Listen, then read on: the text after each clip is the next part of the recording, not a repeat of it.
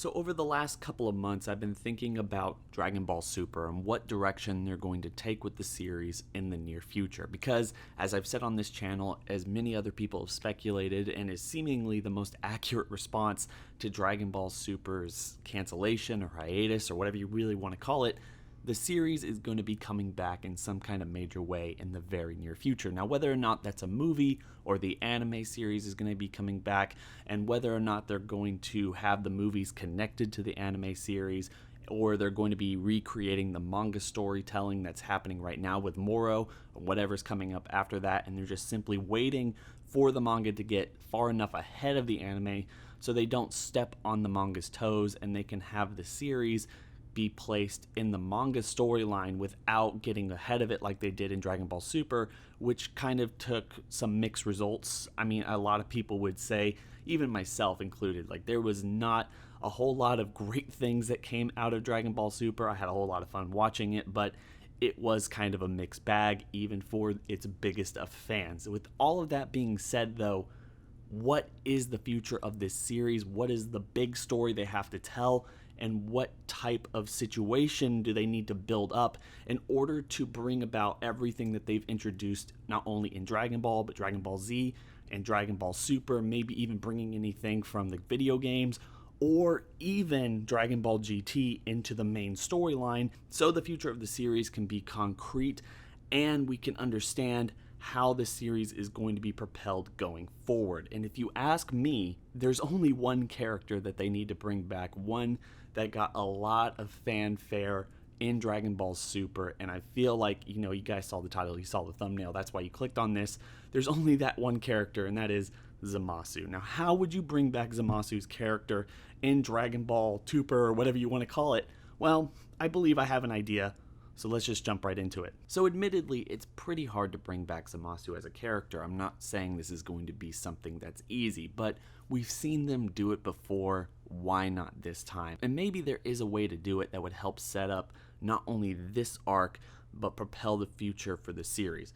And that is maybe going back to the timeline that Zeno destroyed. Yes, I understand that Zeno is all-powerful and just everything that was built up, and that maybe bringing his character back would invalidate Zeno's power to destroy an entire multiverse when he sees fit.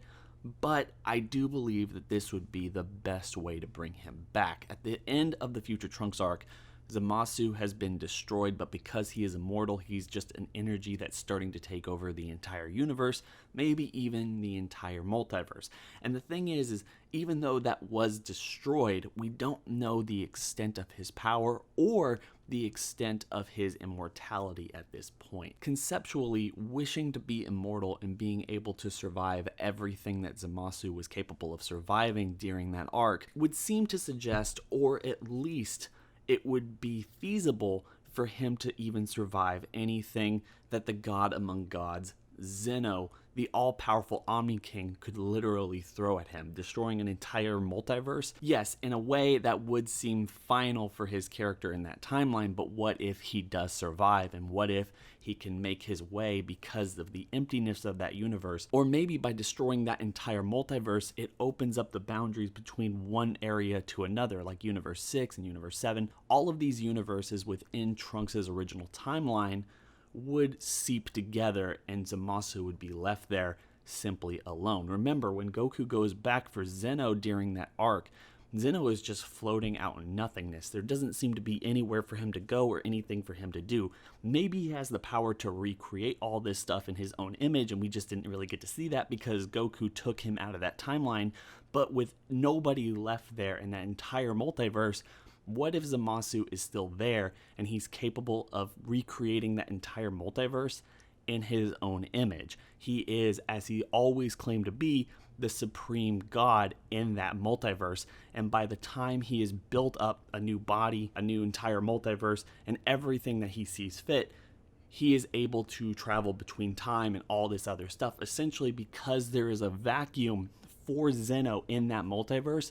He can take up the mantle and become a new Zeno character, thus making him a bigger threat in Dragon Ball Super than he was when he was first introduced with the immortality in Goku Black, but also maybe even allowing his character with these new powers and everything he can do to explain some of the taboos that Dragon Ball Super had no interest in explaining, like time travel, or moving between one universe to another with mortals or gods, or what gods are really supposed to do for their universes, like gods of creation, gods of destruction. How is this all balanced, especially when there's only one entity who's creating life and destroying life as he sees fit, and there's no hierarchy of other gods, because that is Zamasu's mindset. Plus, I feel like this would have an added benefit of recreating Trunks' entire timeline, maybe in a corrupt image, but because it's there and it's no longer just a void, we can bring back Trunks' character and maybe even use the Super Dragon Balls in another timeline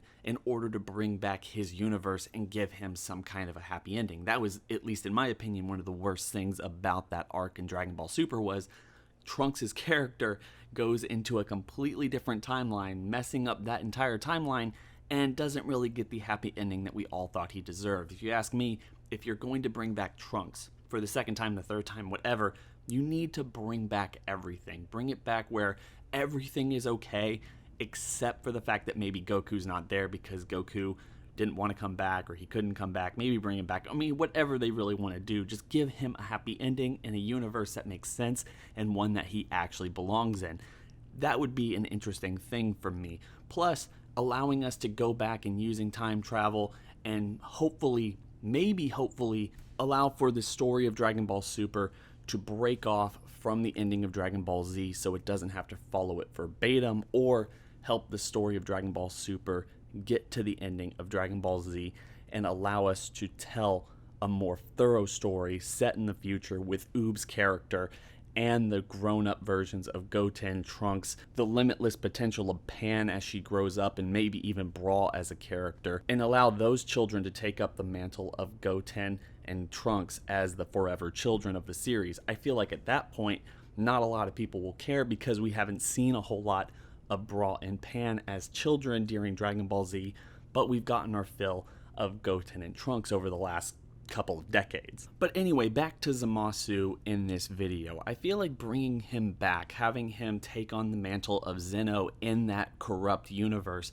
that he was left in at the end of the Future Trunks arc in Dragon Ball Super, would allow him now to go into all these other timelines, primarily the main timeline, where he will start to attack everyone and everything. And remember, if you do put him on the level of Zeno, neither of the Zenos would be able to destroy him. Maybe there is some kind of relationship between the Zenos throughout all the timelines that if they destroy one another or something happens, then it corrupts the timelines, it corrupts the multiverse, and they can't do anything about it. I know that would be a little bit complicated for Dragon Ball Super, but it would allow for Zeno not to get involved this time because they're essentially the same type of character.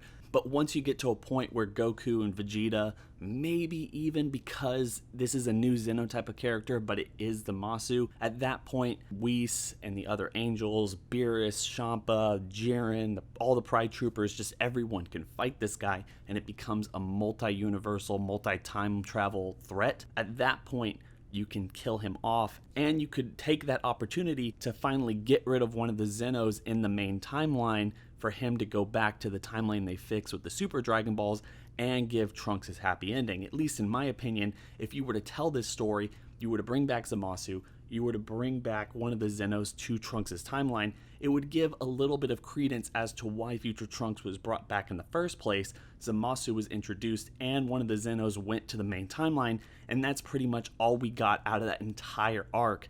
No real big changes unless you used it as the beginning of setting up something that was much bigger in the next arc where you use the exact same villain. Look, this isn't the first time, it wouldn't be the first time when Dragon Ball brought back a main villain to play a significant part in a future arc. Zamasu, after watching Dragon Ball Super, after seeing the fan reaction and everything related to him, I think is a very popular character, and I feel like people would be excited for him to come back. You just need to have the right story.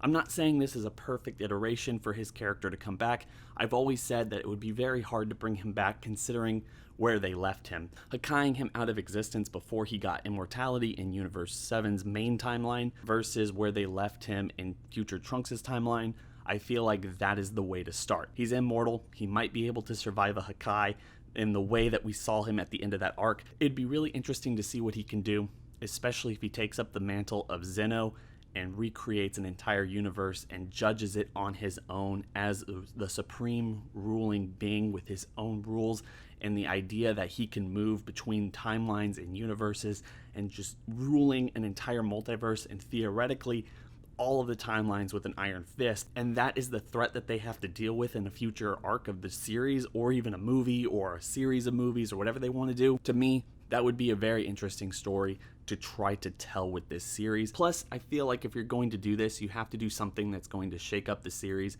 in a major way. Something that you really can't walk back from, that's going to make every step of the future for these characters and everyone involved in the series, it's going to make it a little bit harder for them to fight people and for there to be no consequences. It will make the future of the series more mature and something that would allow the fans to get excited about daring feats of bravery or sacrifice or anything else that we've seen in Dragon Ball and haven't really felt much of in a very long time. And that is, I think you would have Zamasu go into the main timeline and destroy all the Dragon Balls besides the Super Dragon Balls. That way you could still call it Dragon Ball or Dragon Ball Super, and you wouldn't have them relying on the Earth or Namekian Dragon Balls, but they would have to go from Universe 6 and Universe 7 in order to make a wish, even if it's small or large or whatever.